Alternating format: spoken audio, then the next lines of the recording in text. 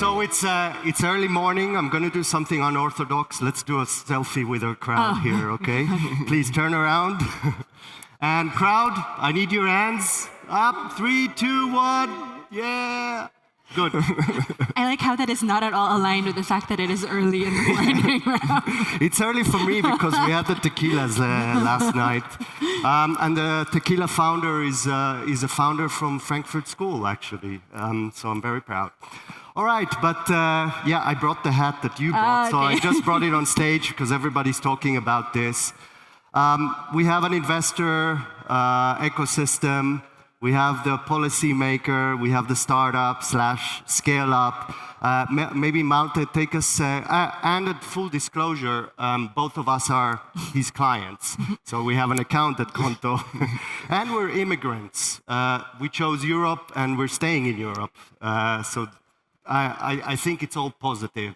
And I have to say, we caught up yesterday very briefly, just to check about this 20-minute fireside chat, and it lasted 2.5 hours. So while we didn't solve all the problems Europe has, it's very nice and a blue sky ahead. So Malte, tell us a little bit about Qonto, where it stands at the moment. You're a unicorn in Europe, difficulties or opportunities. Well, thank you so much. And yes, we're going to try to fit all that content into the remaining 15, 20 minutes. It really was really exciting to talk about entrepreneurship yesterday, and we're going to do so today. We actually are entrepreneurs by heart, Qonto, built by entrepreneurs for entrepreneurs. Alex Pro was here on stage last year. He founded the company 8 years ago out of Paris. Because they had been founding another company before and had experienced all the hassle that you have as a founder with a lot of bureaucracy, with a lot of non-digitized processes, especially in banking. And so their passion was, okay, let's build that and let's make it better and build a digital banking solution for entrepreneurs across Europe. So that's how Qonto was born, 2017. Now, fast forward 8 years, we are active in 8 markets across Europe. We serve more than 600,000 customers, freelancers, SMEs, startups that are scaling fast. And we have more than 1,600 people in different offices across Europe. A very exciting founder story because it is still driven by that idea to build something for entrepreneurs. It's really about making entrepreneurs' lives easier, and that's what Qonto drives further, and that's why I'm excited to talk about it today. In Europe also, specifically. Exactly. Right? For now. Exactly. That's a truly European company, and we're going to talk about it a bit more, how we should embrace that idea of being Europe. If you cannot spell the Qonto name again or anything, you can look at your lanyard. So Qonto with a Q. Okay, I want to shift it over to Kat. You're going to be knighted as well in France. You're the celebrity on stage here, and it's amazing to have you here. You've worked with Obama, with Macron, and you're a leading figure with the European Innovation Council and all these things. We've all heard of this, right? The 28th regime. Maybe why is this so important? Maybe 3 reasons. I know we can talk, we don't have the 2.5 hours, but why is it important? What can it help, and how would it help companies like Qonto? Sure. So if you look at the heart of it, I love how we carry on this hat like a comfort animal. But I love how at the heart of it, the 28th regime is an idea, right? It's an idea that we should have a single unified rule book, so we don't have to redo everything 27 times. And it's important because scaling in Europe should be about markets and not about paperwork. But I think what's the most interesting about it, and I think why we brought this hat, is that we're talking about Europe, and immediately we're talking about the 28th regime, which at the end of the day is really not going to be a silver bullet of any kind, right? And it's not something that's going to be implemented tomorrow, and it's not Delaware. It's still something that is not going to override national systems, will probably not include things like labor reform or standardized corporate taxation. if we're lucky, maybe it will include a better ESOP framework. For sure, it's going to include simplified cross-border transactions. But what I think is so interesting about how so much of the debate and discussions on the future of Europe hinges on the 28th regime is that in it is the idea that is so politically transformative. The idea that we could scale at the speed that we need to, and that entrepreneurs can be part of this conversation. And how do you see it, Malte? You mentioned you're in 8 countries active. I think the most important taglines you just did in your last sentence, it's scale and speed. And if you put it in order, it's rather speed and scale. So if you, we have a twofold view on that 28th regime. Yeah, the one thing that is most important from our perspective, my perspective, is that you bring founders to operation much faster. So a key point of the idea is that you have a 24-hour company creation process. And if you look at where it started from in Germany, I mean, regular process still takes like weeks to found a company. And bringing that faster and more efficient is a key topic. For us at Qonto, we see that there is a strong momentum in that. In Qonto, we already have the processes to support founders in setting up their company fast. In fact, in France, every fourth company is founded through Qonto. More than 250,000 companies have been founded, and we are building processes to circumvent these bricks we have or blocks we have in founding faster. Can do it in 1 week already, but having it in a standardized process in 24 hours, that's the one thing. And then it comes towards scaling. Yeah, I mean, scaling is really about this one market view. And I mean, we are more than 450 million people.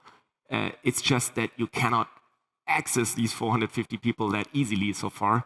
So the idea of having that one market to expand and have startups scale across that market is the second one that we see is very important as us. And by the way, also for ourselves, I mean, when we entered each market, for each market you need to apply for national IBAN, yeah, which can take months. Yeah. So we feel it ourselves how this unification and kind of working on a whole Europe administratively will help us.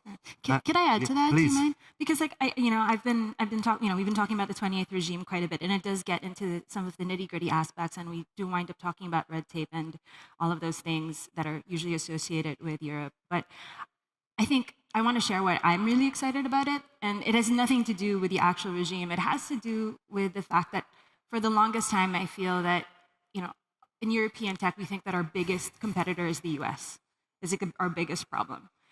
And I really think that our biggest problems sometimes are the stories that we've been telling ourselves. And there have been these really predominant European loser narratives that have taken hold of panels like this or LinkedIn or articles.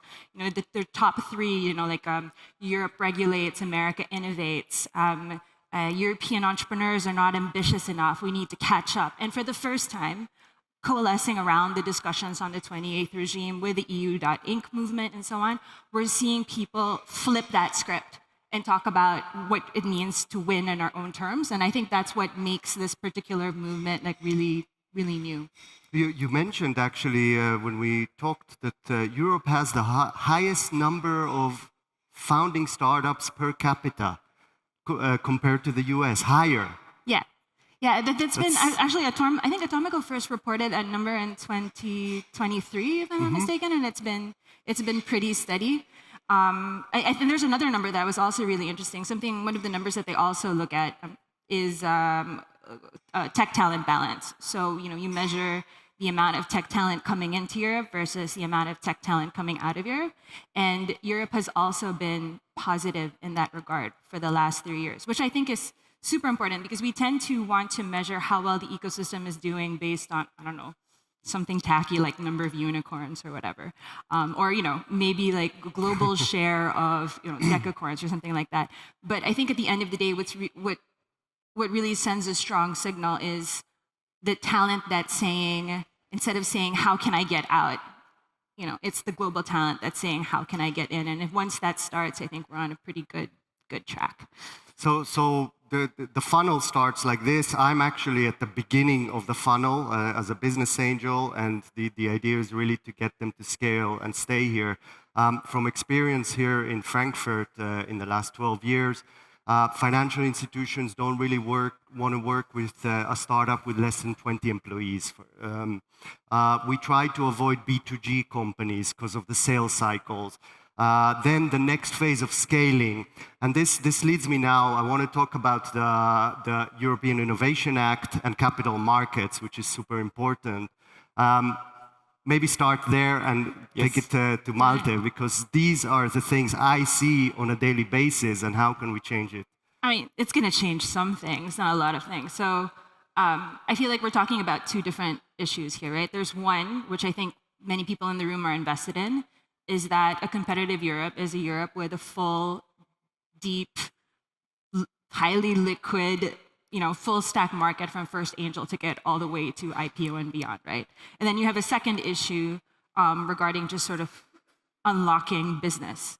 So on the first one, you mentioned the Capital Markets Union, which is at this point like almost a mythical beast that has been roaming the forests of Europe. And I mean, I can see some people here that may be veterans and have heard this time and again. Maybe tell them what do you mean when we say Capital Markets Union? I mean, it's essentially, the whole funding. I mean, unifying a lot of the markets, maybe like a European NASDAQ, or maybe unlocking a lot of pension money, maybe allocating 1% of all of that towards VC versus, more traditional asset classes, or to the US for that matter, which is important because it's very difficult to talk about scale and speed without liquidity, right?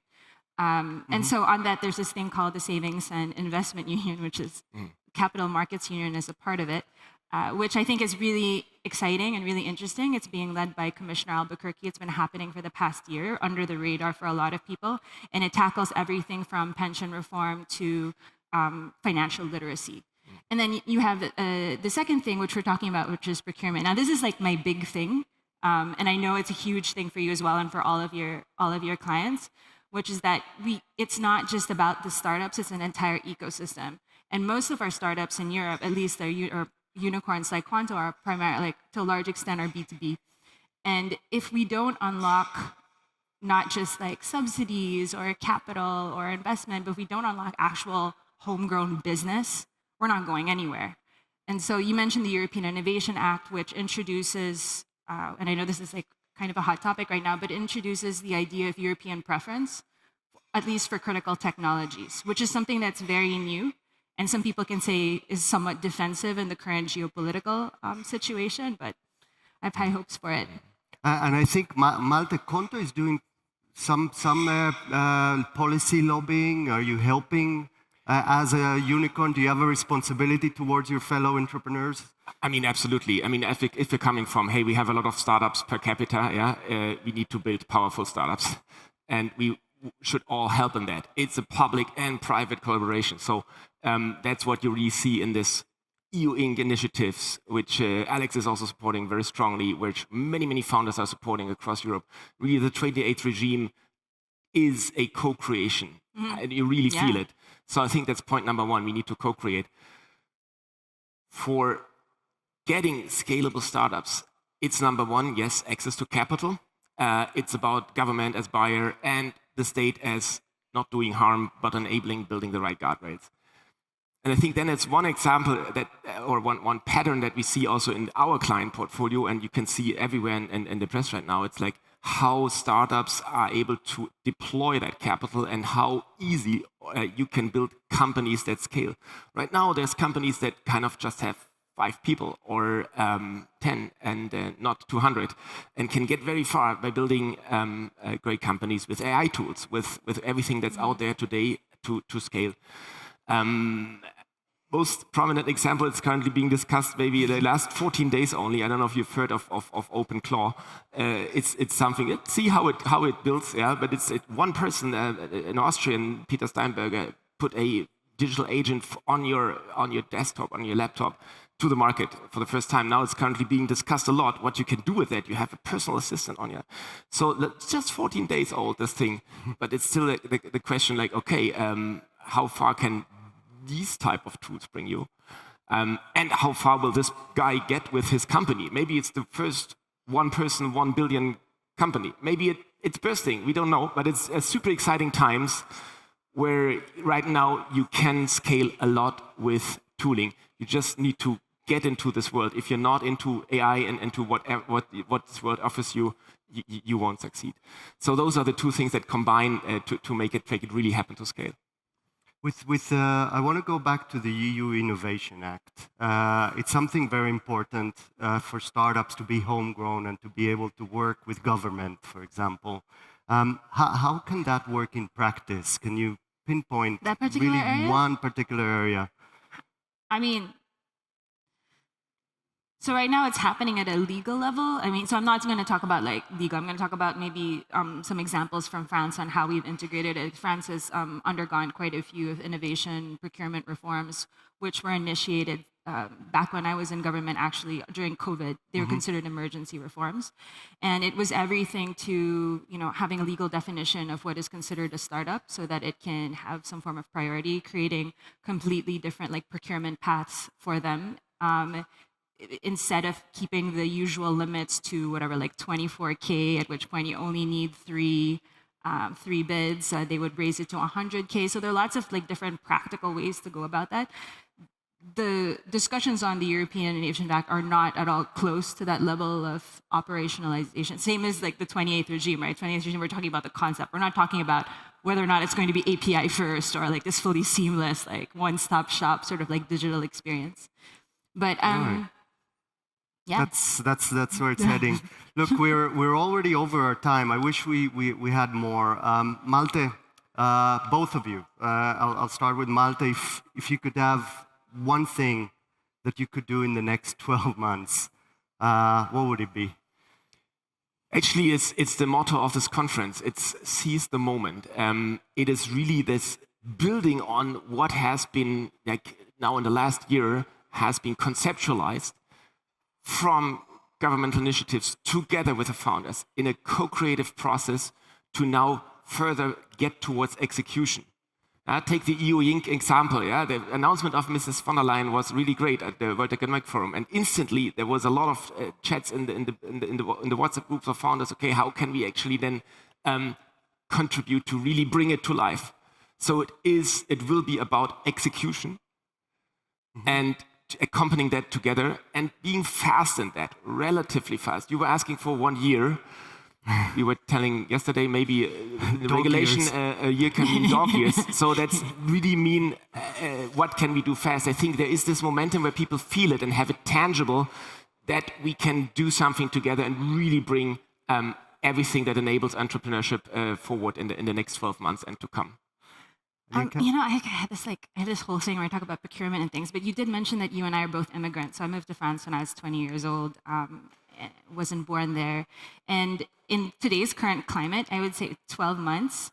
I mean, at the end of the day, the tech game is a talent game. And, whoever will win in the long run is going to be the place, the country, the concept that attracts the smartest, most experienced, brightest, sharpest, most hardworking people. And we're kind of in a geopolitical situation where a lot of that is up in the air. If I could very, very tactically, very, very like short-term minded focus on one thing, it would be like aggressive tech immigration marketing with fully streamlined processes to get all of the best talent that doesn't know where they should go, who are feeling uncomfortable in the US right now, and tell them that Europe is the place to go to build, to scale, and to grow with an ecosystem that wants them here. That's true. Really, thank you for these messages. Malte, thanks Qonto for supporting such conferences. These are important platforms to discuss such topics. And Kat, amazing that you made the trip to Frankfurt. Please come back. Thank you so much for my panelists. Thank you. Thank you.